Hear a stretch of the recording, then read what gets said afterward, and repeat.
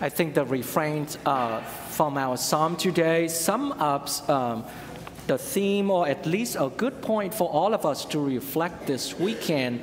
From Psalm 15, the one who does justice will live in the presence of the Lord. The presence of the Lord. And in the second reading today from the letter of James, at the end of the passage, there's a summary that the right religion, or the religion that is pure or undefiled before God, or in a way we can put it that the right religion or the right way of worshiping God. And James gives a few examples. One is to take care of the orphan, the widows, and to look after those who are unjustly treated. So in a sense, James understood, or in this letter, tried to tell us that doing the right things or doing the good religious practices before God is really simple, as the psalm sums up. The one who does justice will live in the presence of the Lord. And by all means, that is good things and great and true.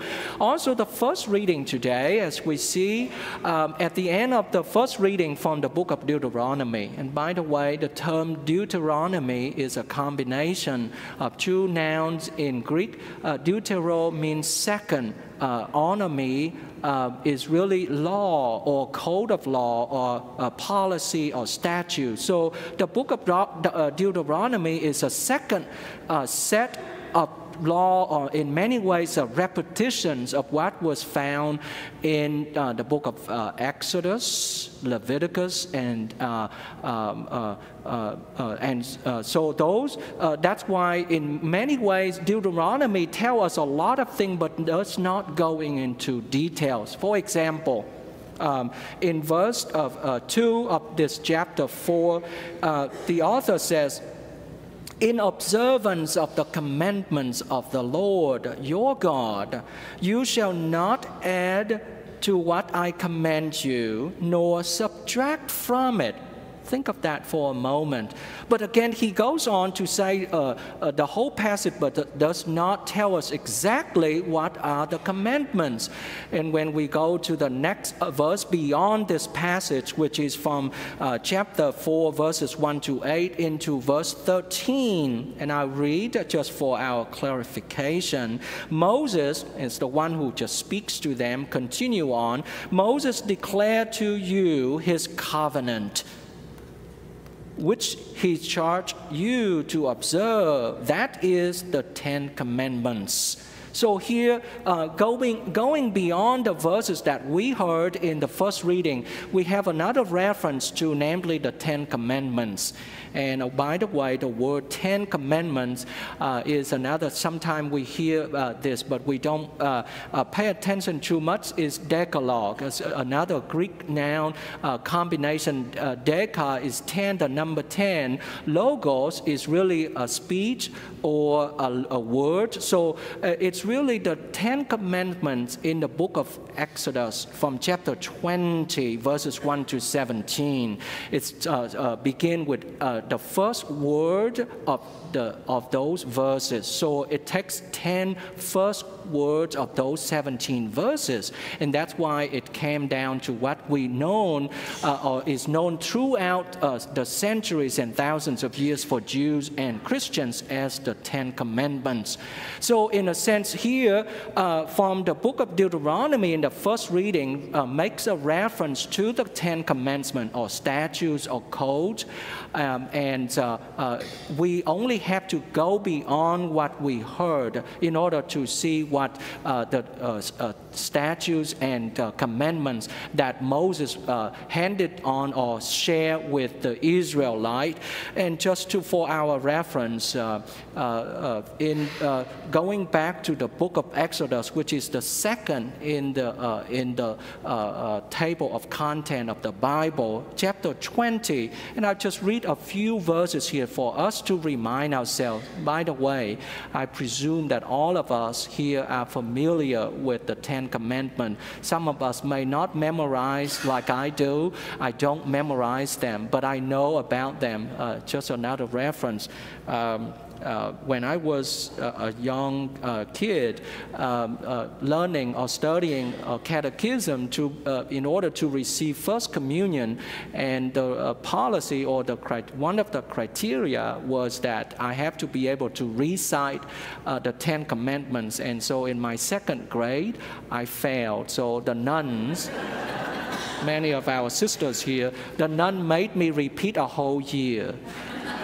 So I was not able to receive First Communion until I was in third grade, just not be able to say or recite the Ten Commandments. But here is from the text and from the book of Exodus, chapter 20, verses 1 to 17. You shall have no other gods before me. You shall not make for yourself an idol, bow down to them, or worship them. You shall not make wrongful use of the name of the Lord your God. Remember the Sabbath day, keep it holy. And the fifth one, honor your father and your mother. And of course, there's another half that we are familiar with, but I just wanted to draw your attention. Those 10 commandments, and Moses tells them in the book of Exodus, and today in the book of Deuteronomy, we are told, and the same thing as the Israelite was told then, they are not supposed to add anything more or subtract anything from it. And at the end of the reading today, that the author says, what great nation is that follow these statutes and commandments? Think about that for a moment. And I believe to this day, it is still true that even though there's only 10, if we truly, or any household, any society, any nation that uphold the practice, the doing of those commandments, will be called great nation. Just think about what the three friends tell us.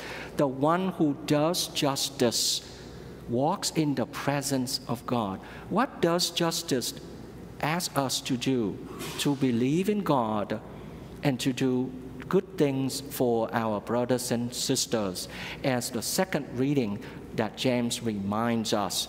So why to this day, as we see in the gospel today, Jesus went in his dialogues with the Pharisees and the scribes from Jerusalem. Just another note to this, in the time of Jesus, even though there were many Jews living outside Jerusalem, in Galilee, Jesus was one of them. All of Jesus' disciples were Jews from Galilee. From Samaria, the woman from Samaria in the Gospel of John chapter 4 and so on.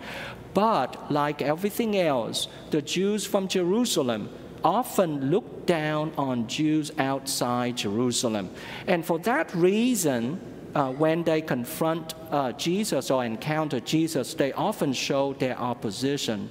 We see this all the time. Think about if we have a senator or a member of the House of Representatives from Washington, D.C., to come here and tell us what and how we should live our political life. We always show resistance, because that's just human condition, human affairs. The same thing here. When Jesus met with these Pharisees from Jerusalem and the scribes, they opposed him.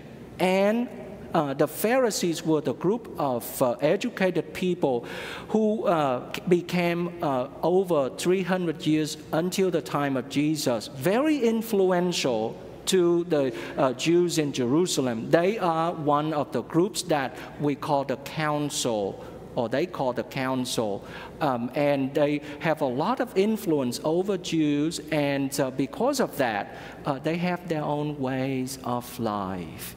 And for that reason, as the gospel reminds us today, Jesus responds, well, did Isaiah prophesy about you hypocrites? As it is written, this people honors me with their lips, but their hearts are far from me. In vain do they worship me, teaching as humans, as doctrines, teaching as doctrines human precepts. You disregard God's commandment, but cling to human tradition. Make a distinction here, very careful. There's a difference between commandment and human tradition. Teaching these Pharisees over the century have taught Jews to practice as doctrines human precepts instead of God's doctrine, instead of God's teaching, namely the commandments. And for that reason, Jesus, as we will see 10 weeks from now, until in the 31st Sunday in ordinary time, when we come to the end of our liturgical calendar, in the gospel, the same gospel of Mark, when the same group of Jews, the Pharisees and the scribes, came to Jesus and asked him, what is the greatest commandments? In chapter 12, the Gospel of Mark, Jesus sum up and tell them 12:29 to 31. The first and greatest commandments is that, hear, O Israel, the Lord your God, the Lord is one. You shall love the Lord your God with all your heart and with all your soul and with all your mind and with all your strength.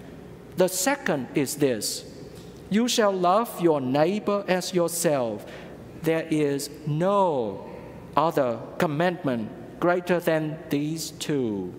So from the 10 commandments in the time of Moses, Jesus rightly and beautifully sums up only two. And for all of us, sometimes we wonder why we have so many other things beside these two commandments: loving God and loving neighbor.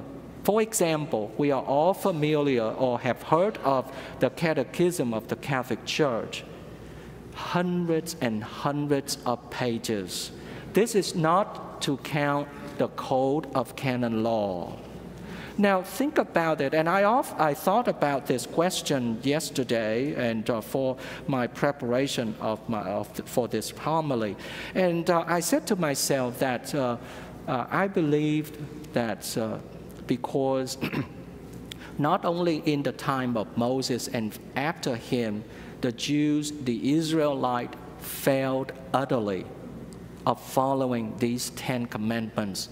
And by the time of Jesus, not only his disciples were struggling, but to this day, we continue to fail living out these two commandments: loving God above all things.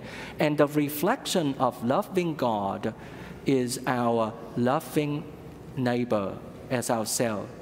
The right religion, as James says in his letter today, the religion that is pure and undefiled before God is to look after, to care for the orphan, the widows, and those who are unjustly treated.